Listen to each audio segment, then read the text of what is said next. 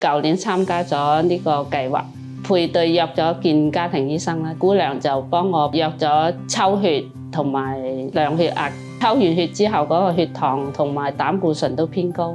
醫生佢就叫我用藥要降低個指數咁樣啦。當時我就同醫生講，我話暫時我想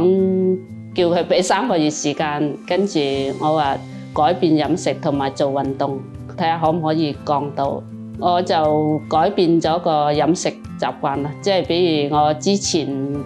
食早餐就食麵包嘅，咁而家就改咗食1個烚蛋同埋1份水果，盡量就食少啲煎炸嘅同埋肥嘅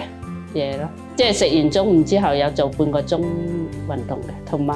晚飯之後都有做半個鐘，堅持咗3個月再復診都有改善嘅。見顏姑娘佢就建議我食啲高纖嘅同埋圓形嘅食物，盡量食啲水果、糙米飯，經常會有打電話問下情況啊，問我身體點樣啊咁。一直都有跟進，係啊，好細心。有啲係控糖運動班，介紹啲咩叫高升糖啦、低升糖，同埋藥劑師都有講座嘅，都有知道食咗糖尿藥即係有咩副作用，同埋低血糖有咩危險啊。第一次唔合格，咁第2次就已經降咗，咁第3次就再降多少少咁樣，即係嗰個血糖同膽固醇、三酸甘油脂都降咗好多嘅。佢就話唔使再食藥，我都推薦嘅，因為如果